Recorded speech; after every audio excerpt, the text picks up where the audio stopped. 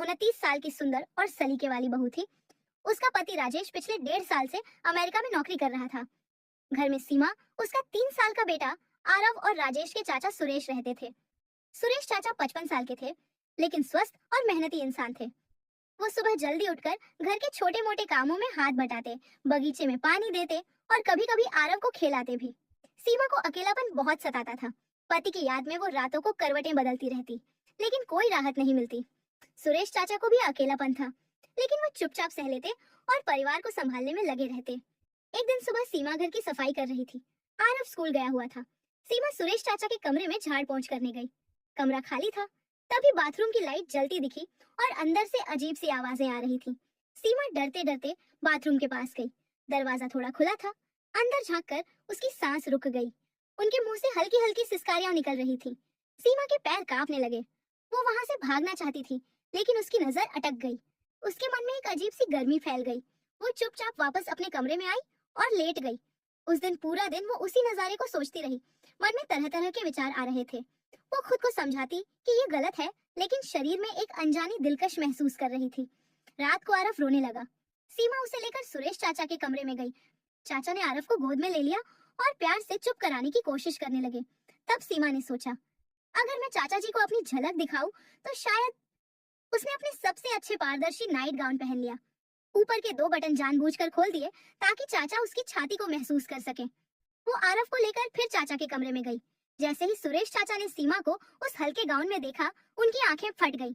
उन्होंने गुस्से से कहा, सीमा, ये क्या पहना है? सीमा डर गई। उसकी आंखों में आंसू आ गए। वो चुपचाप वापस जाने लगी, लेकिन सुरेश चाचा ने उसे रोका। उन्होंने गहरी सांस ली और बोला, बैठो सीमा, मुझे माफ कर दो। मैं गुस्सा नहीं कर रहा था। हम दोनों ही अकेले हैं। हमें सावधानी से आगे बढ़ना होगा। सीमा ने सिर झुकाकर कहा, चाचा जी, मुझे भी बहुत अकेलापन लगता है। राजेश का इंतजार करते करते थक गई हूँ। दिन भर घर संभालती हूँ, रात को नींद नहीं आती। बातों के बीच सुरेश चाचा ने सीमा को हल्के से गले लगाया।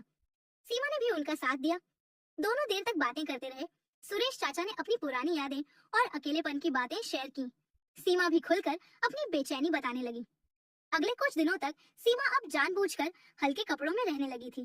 वो चाचा जी के सामने ज्यादा समय बिताती, छोटी छोटी बातों में उनकी मदद करती। सुरेश चाचा भी उसे देखकर मुस्कुराते और कभी कभी सरल सी नजरों से देखते। घर का माहौल धीरे धीरे बदलने लगा था।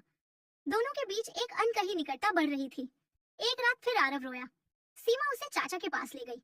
सुरेश चाचा ने सीमा के कंधे पर हाथ रखा और धीरे से बोले, अगर तुम चाहो तो हम एक दूसरे का साथ दे सकते हैं। सीमा शर्माई, लेकिन उसने हाँ में सिर हिला दिया। इसके बाद दोनों के रिश्ते में एक नई गर्मजोशी आ गई। वो एक दूसरे का ख्याल रखने लगे, लेकिन बहुत सावधानी से। सीमा को अब अकेलापन कम लगता था। वो दिन में चाचा जी के साथ चाय पीते हुए बातें करती, रात को हल्की फुल्की मुस्कान के साथ गुजरती। सुरेश चाचा भी खुश रहने लगे थे।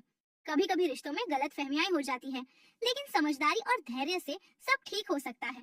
दोनों ने फैसला किया था कि ये उनका निजी रिश्ता रहेगा और परिवार की खुशी को कभी प्रभावित नहीं होने देंगे।